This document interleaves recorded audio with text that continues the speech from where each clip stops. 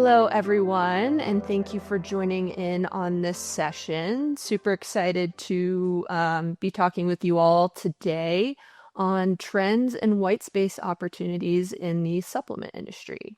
My name is Erika Craft, Market Research Analyst at Nutrition Business Journal, and really excited and honored to be talking about trends in the supplement industry with some of you all who might be new to the space. So want to go ahead and give an introduction as to who is Nutrition Business Journal and how we kind of fit within this industry. And then I'll get into a little bit of the agenda of what we're talking about today, and then we'll kind of get into the content. So Nutrition Business Journal, who is that? It is a part of Informa. And so Nutrition Business Journal, we call it NBJ sometimes.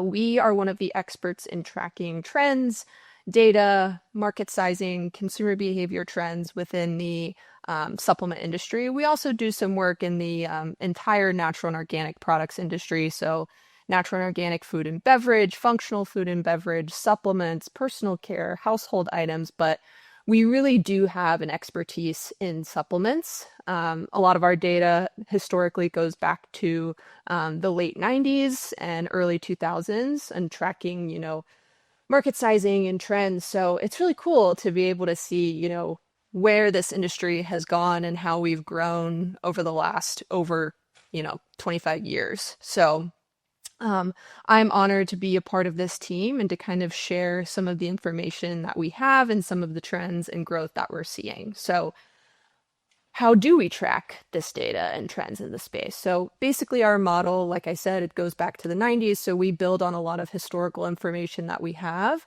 but we also use various different inputs that we get, right? So those inputs would be quantitative data. So your point of sale data that we typically partner with Spins with. But we also partner with Circana and a couple other data services within the industry to kind of see what's happening in those retail stores. We also do have a little bit of understanding as what's going on in Amazon as well and other, DTC spaces, as well as mass market, so Costco, your Targets, etc. And so within that quantitative, we also look at a lot of the publicly traded companies to see how they're performing. So your Nestle's, your Unilevers, P&G, Bayer, Haleon, I could go on. But those are some of the top brands, companies, I should say, within the space. And so we look at those annual reports and see, what's performing well, what are they reporting, quarterly or annually to see how they're performing.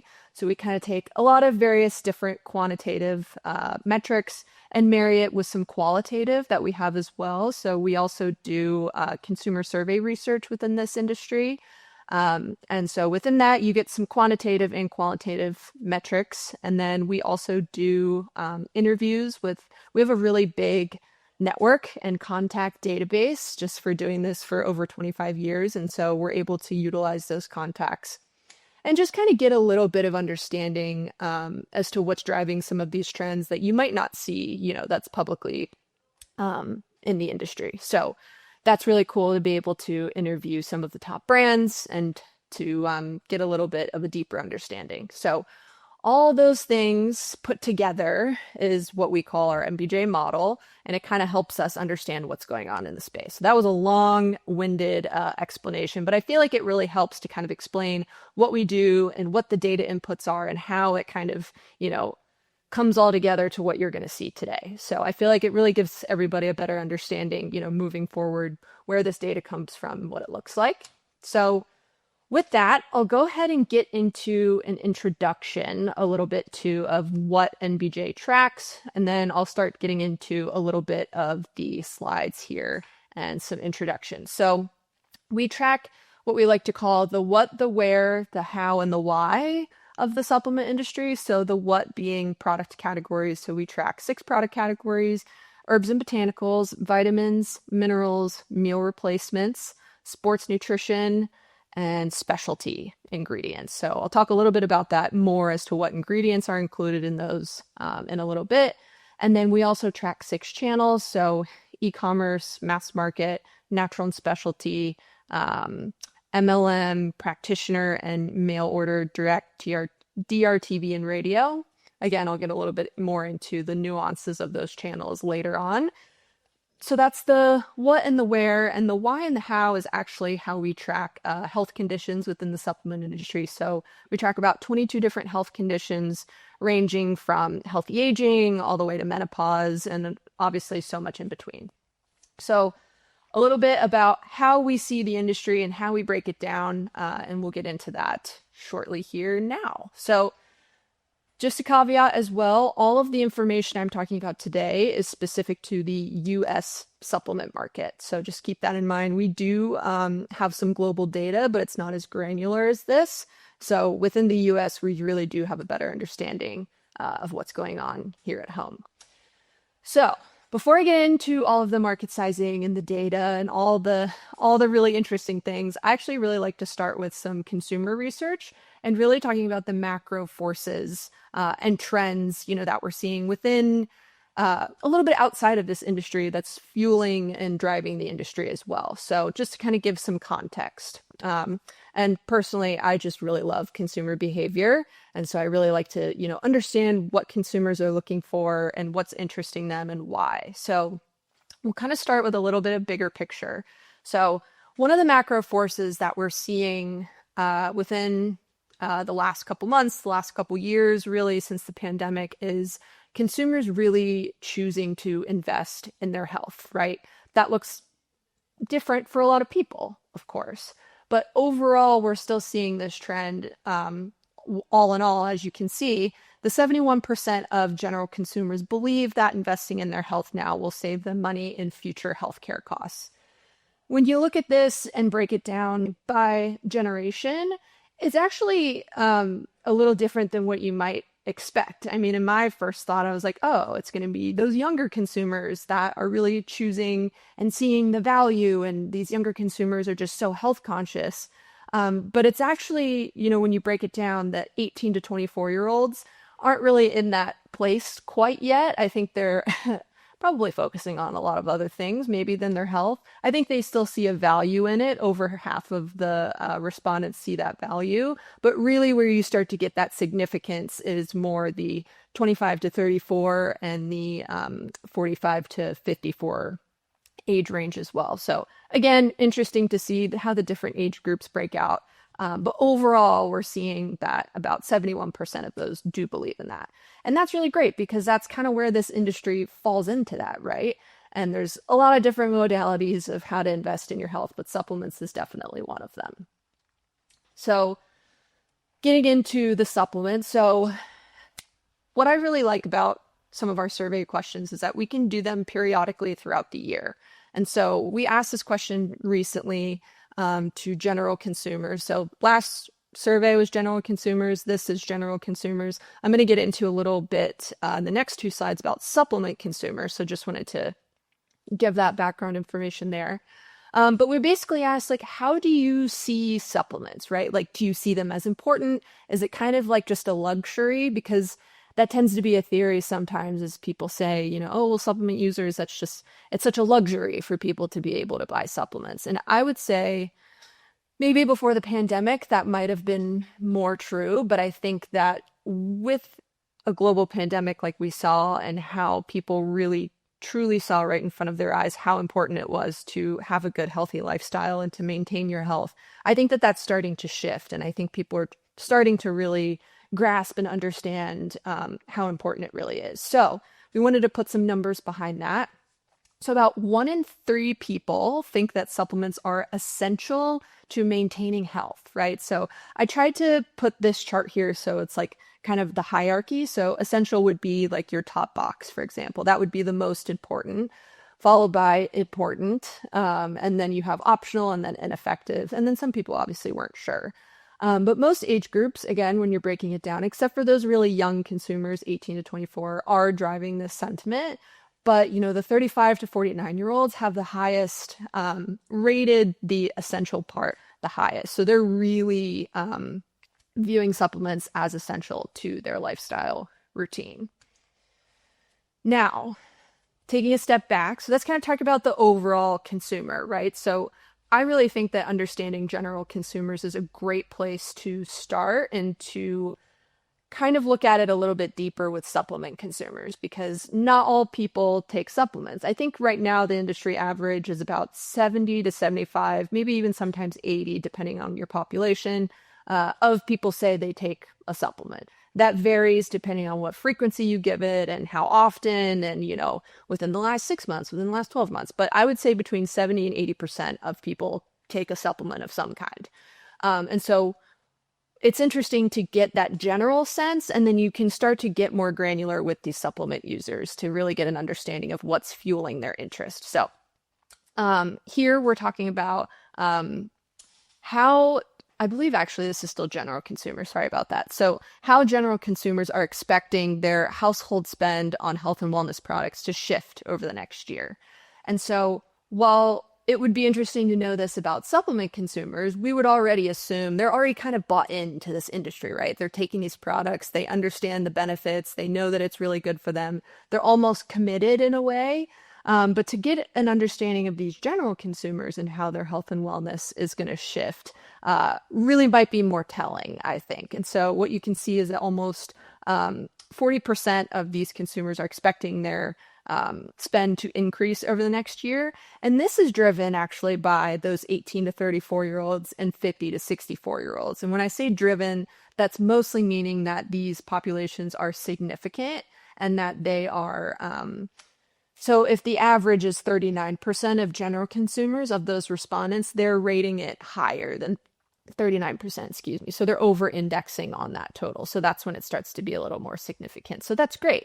In a time where, the economy can be a little uncertain, it's really cool to see those numbers and to definitely see more of an increase, definitely than a decrease. Now, this is the slide where it gets into supplement users. So it's always interesting to see and kind of get a pulse check on the trust within this industry. Tends to be something that a lot of people outside of this industry talk about. I see so many articles from various different publications talking about, supplements aren't regulated. And there's a lot of headlines that, of course, are just trying to capture people's attention. And it's not always necessarily true. But there are, some products out in this industry, that aren't necessarily maybe the best products that are out there. And so we, I think as an industry, do a really good job, as well as different associations in this industry, to try to get ahead of those kinds of things. But it's always good to get, like I said, that pulse check from consumers on where we're at and how they feel in terms of trust with our products. So overall, shows that about 62% of supplement users either mostly or completely trust supplements to be safe and effective. So that's adding that like teal-ish and green bar. So mostly and completely. So that would almost be like your top two box. But really, overall, there's only 2% that don't trust them at all. And so I think that, yes, this is supplement users. So again, they're already a little bit bought into this industry. They're already taking these products. It would be cool to ask, general consumers how they see trust. We've done this in the past, and it's still over 50% do have trust in the safety and efficacy, which is great. But we want to not take advantage of that number. We want to keep moving in that direction and keep improving on those numbers. So I think that's important. Okay, so now we have a little bit of a background on consumers as well as supplement consumers, on where we're at, different macro trends and forces to kind of give us some background. Now I'm going to start getting into the market sizing. So kind of conceptualizing a lot of the information I was giving you in the beginning. So this is the total US supplement industry sales and growth chart. So a little bit of housekeeping here on how to read this chart. So the bars are going to be the sales numbers that are aligned to the left axis, and these are in millions. So as you can see, the 2025 bar there is around the $70 billion mark. It's 70,000, but because it's in millions, 70 billion. And then on the right is going to be our growth axis, which is what that yellow line is attributed to. So also, historic sales are kind of like our actual sales, if you will. They're kind of sales that we've finalized in the past. And then the forecasted sales are more of our projected sales, some of those more projections and future estimates. So I do want to say all of our sales and numbers and market sizing are estimates, right? Everyone in this industry is trying to estimate and to have a really good understanding of where we're at. But again, everything is all estimates. And so also here, what I want to say, this is US sales. And then you might be wondering like, oh, it says predicted to reach 73 billion in 2025. So we basically, what we like to do is update our numbers. So let me give an example. For the year 2024, for example, or I'll do 2025. For the year 2025, we actually don't update our numbers until 2026 because we like to have the full year data set to be able to really give the most accurate information. So we typically finalize or actualize our sales in the months following that said year. So just a little bit of background there. If you see E's on 2025, 2025, that's why. So overall, supplement sales predicted to reach 73 billion in 2025, and that's on around a 5% growth rate mark. 2025, there's been a lot of ups and downs for various different reasons. Consumers are, still continuing to buy more supplements, but of course, with economic uncertainty, tariffs, supply chain problems, there has been a little bit of a fluctuation throughout the year, but I think overall we're going to be ending up around that 5% growth rate, which is strong and it's healthy, and that's a good number to be in. As you can see in the past there, we had a little bit of, in the past, the last 5 years really, we had a little bit of turbulence, right? As you can see, that huge spike in 2020 from the COVID-19 pandemic when a lot of people were spending lots of money on supplements. And then, of course, with a huge boom in a market, you're going to see a little bit of a correction. Well, rather a large correction, which is what we saw in 2022. So there was economic uncertainty that year as well, but it was following, a really high time of high sales and a lot of money being pumped into this market.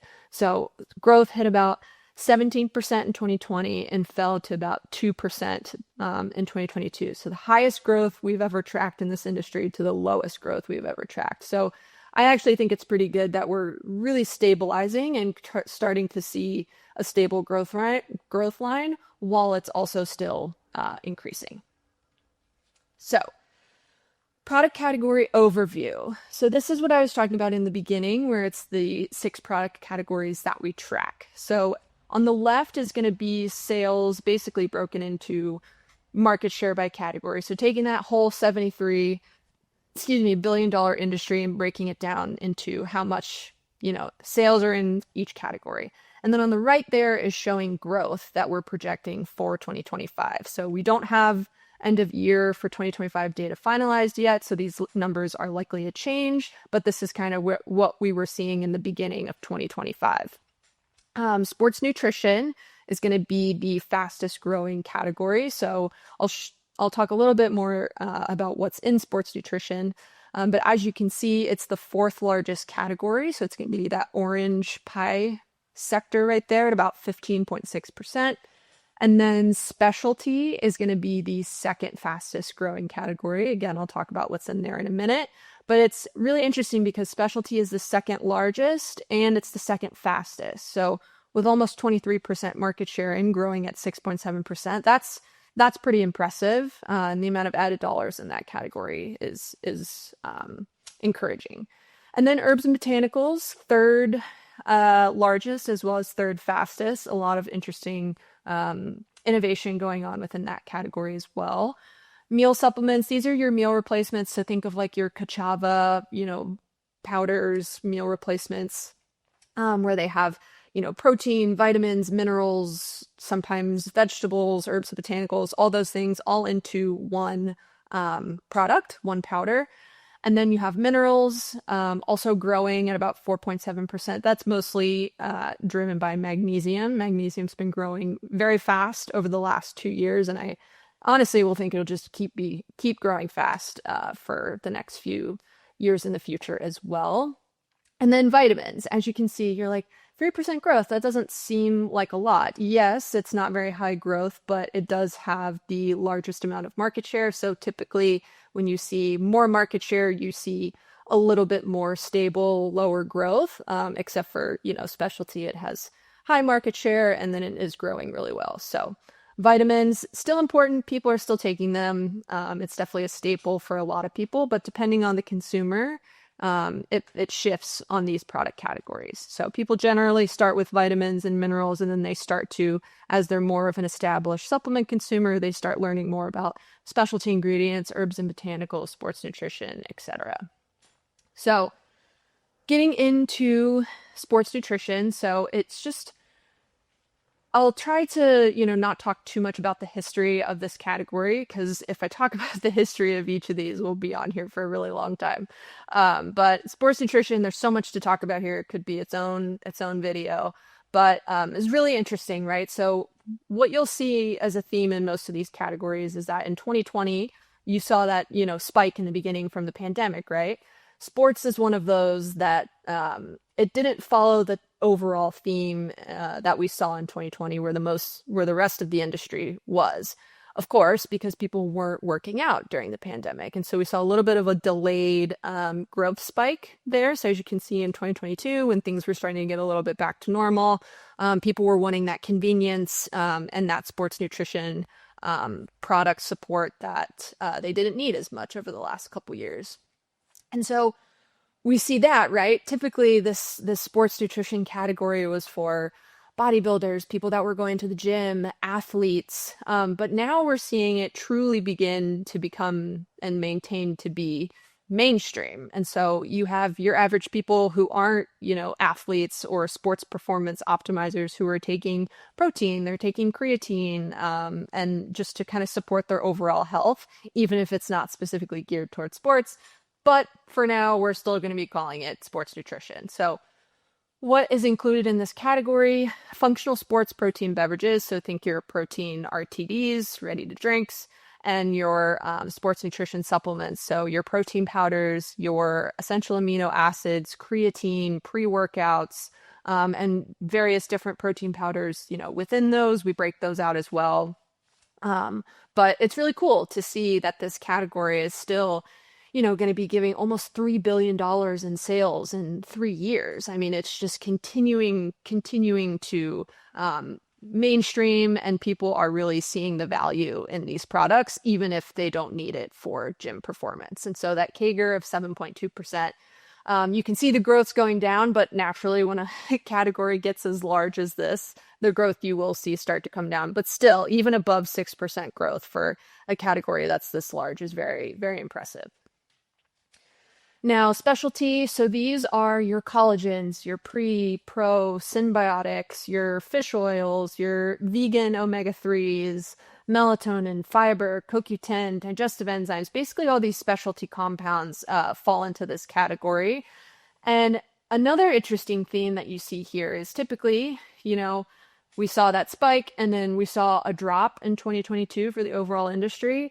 This category was a little resilient for that. I mean, of course, we saw a drop naturally from the huge boom in 2020 and 2022, but it stayed pretty level at around that a little over 6% growth rate mark. And that's just because consumers are continuing to want these more targeted and scientifically backed ingredients to really support those specific health needs.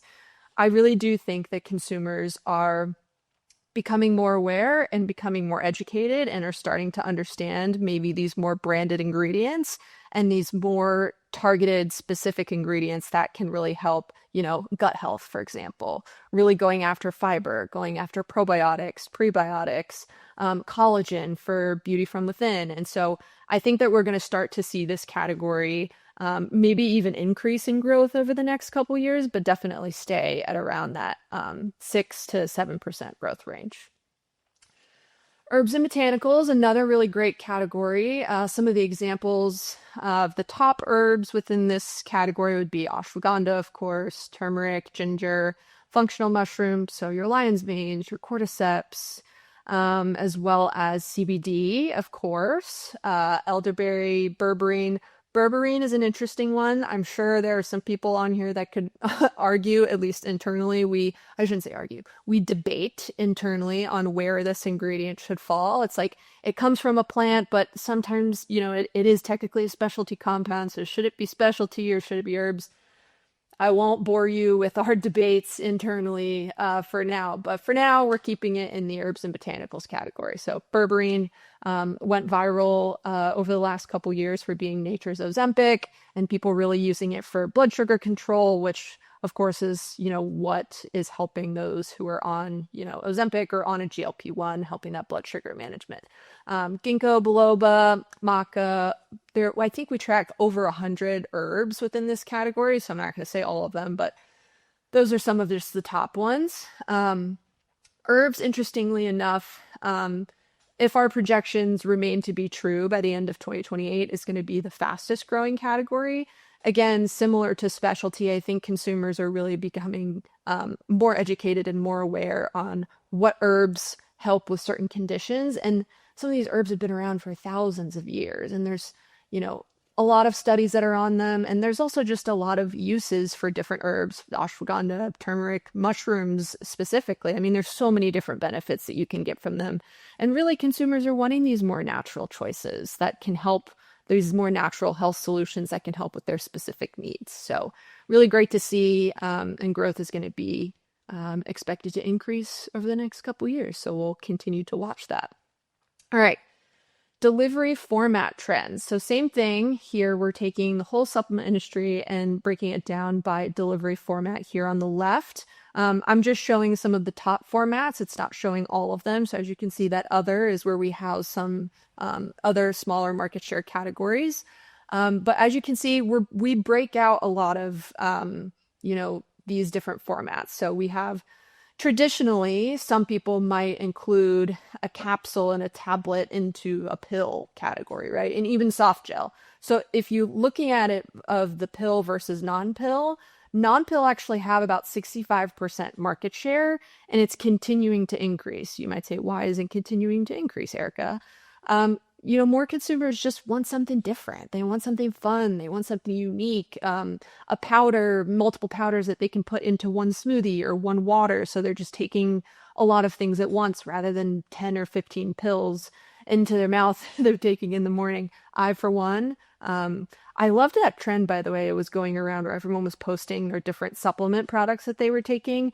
And I thought I was taking a lot. I'd probably take 8 to 9 capsules in the morning, which I think for some of my age is a lot, but gosh, some people I feel like are taking way more than that. So that was really fun to see. Anyways, I digress.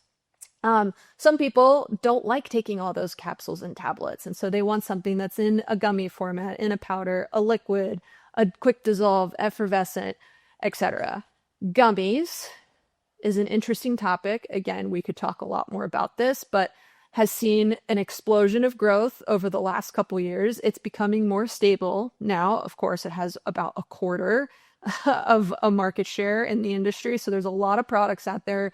Can be overwhelming for consumers. But typically what we see is that these new consumers to our industry generally start with a gummy and then they kind of graduate on after that, right? So think of your Ollies, your Goalies. I'm just thinking of the biggest gummy brands that come up to mind right now. And then they kind of graduate to different formats. So all that to say, non-pills are increasing in market share as more consumers are wanting these more unique, fun, different formats. I've actually seen a lot of quick dissolve on the tongue, the more liposomal tongue dissolves.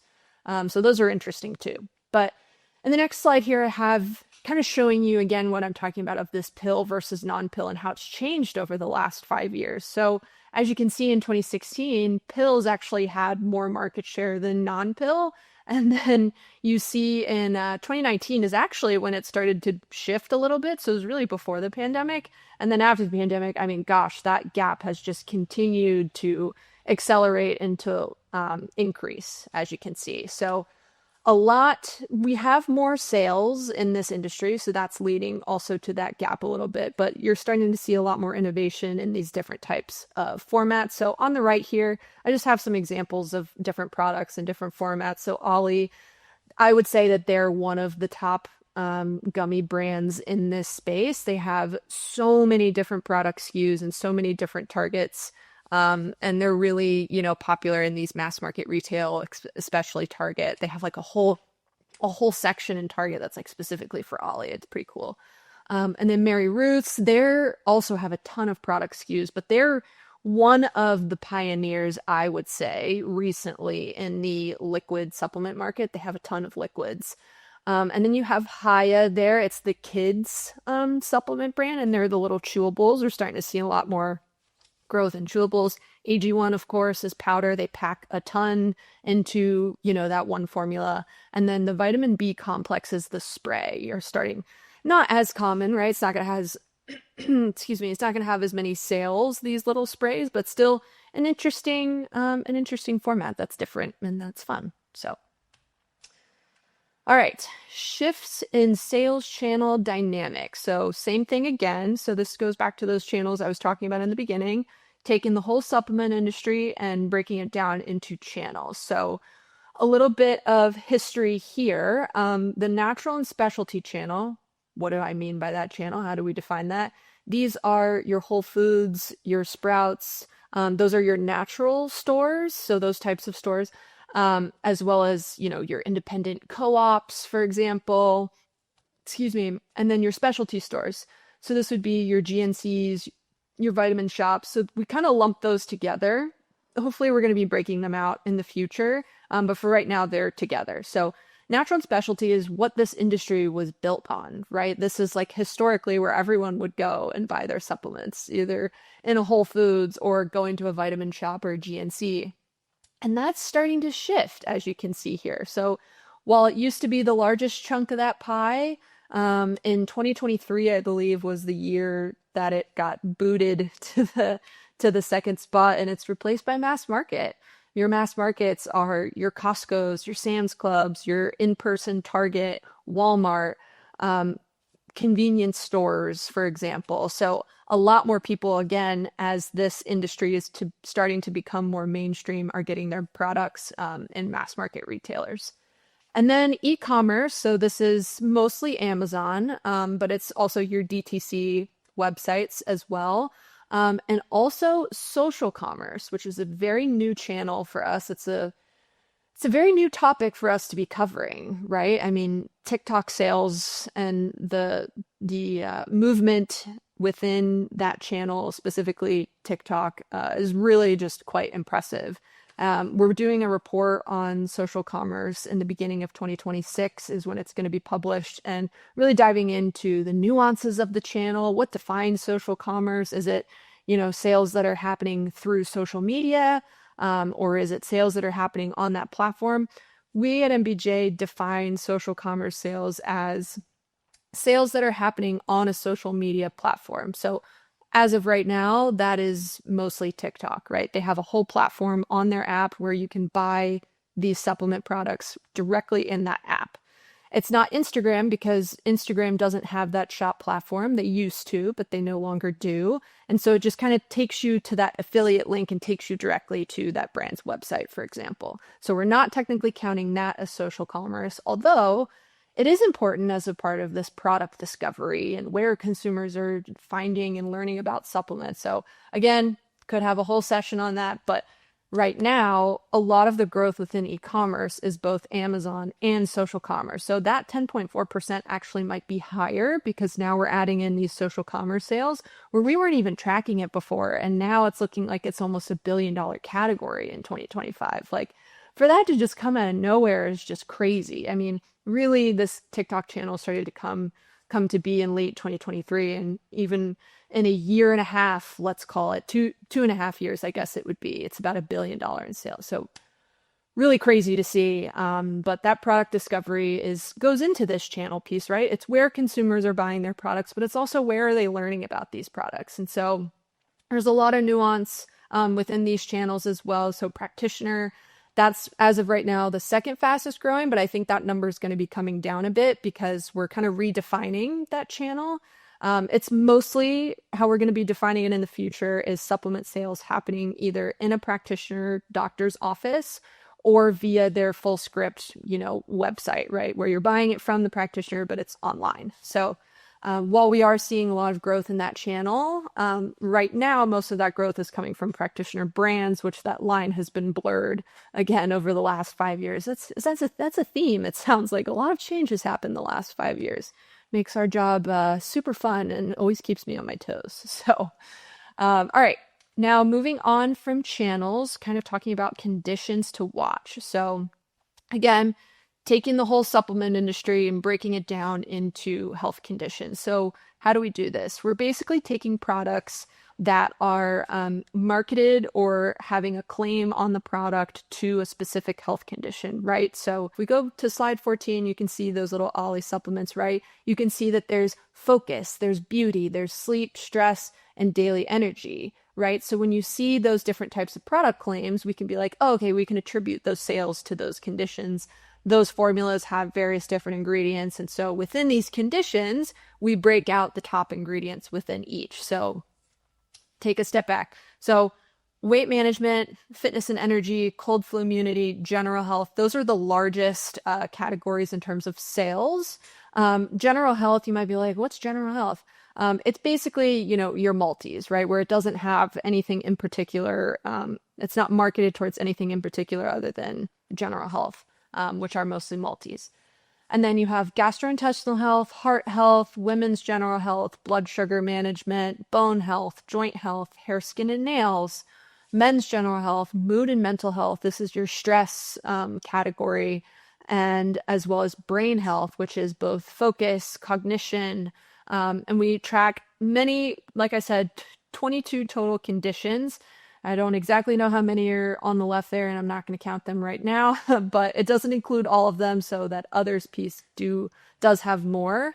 But I just wanted to show you in terms of market share, what has the most sales. And then on the right is actually the top 5 fastest growing conditions predicted for 2025. And so when you see, conditions that have both a lot of market share on the left and growing fast, that's where you start to see a lot of dollars added into those categories. So brain health, right? It's that light purple piece. It's about 2% market share. That might not be a lot, but growing at 9.7%, that's pretty significant. And brain health, right? Like it's really across so many different age groups right now, which is where I think is interesting. You have the cognition, you have the memory, you have the focus. This category was mostly memory, and it was more of a reactive type of choice to be buying these products. It was mostly older consumers that are like, oh my gosh, I need help with my memory. Let me take something to help. But now we're seeing post-COVID pandemic, and a lot of people's parents and grandparents are getting older, and they're starting to see people go through these changes in their brain health, and they're wanting to be more preventative, right? So it's more about this focus and preventative measure to try to help delay that brain or cognitive decline later in life. And so I think that trend is also what we're seeing in other conditions, right? Which is healthy aging, which, as you can see, is the fastest growing condition by a lot, really, almost 5%, actually about 5 percentage points, or maybe that's 4.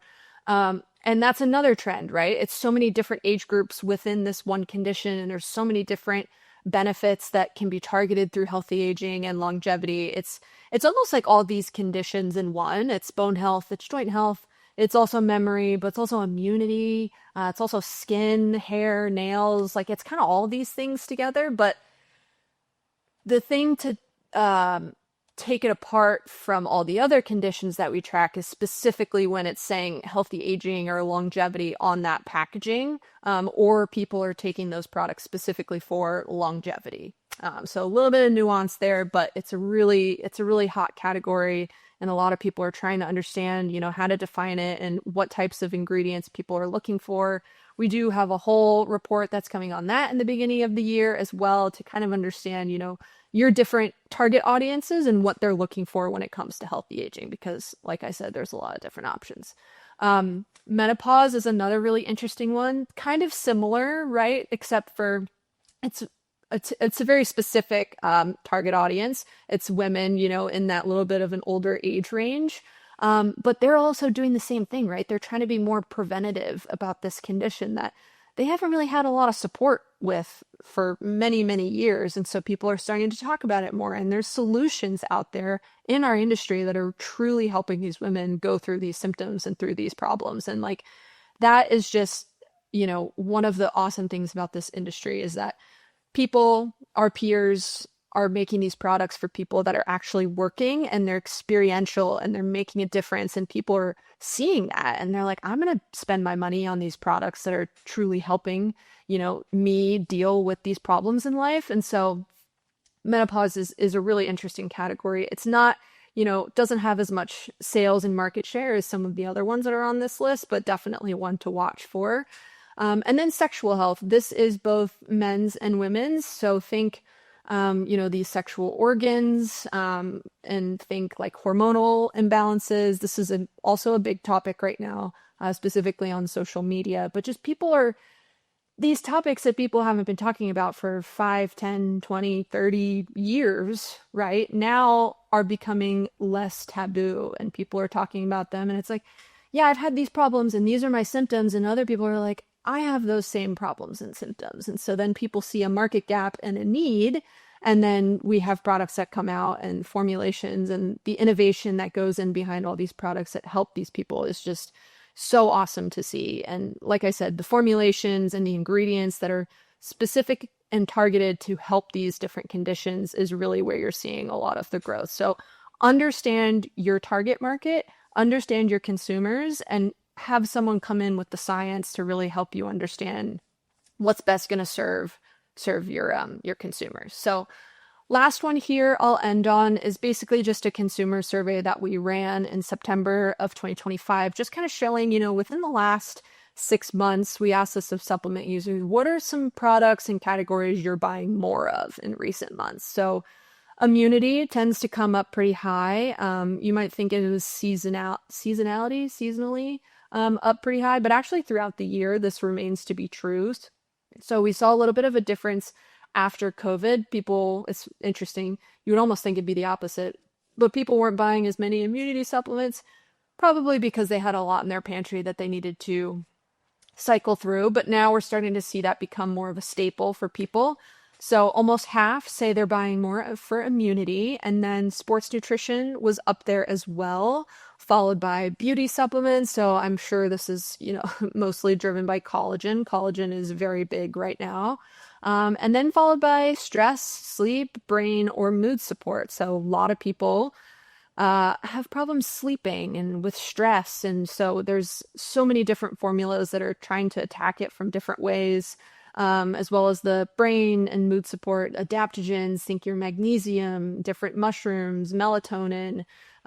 So really interesting to see that. And then healthy aging down there is at around 21%, as well as weight management.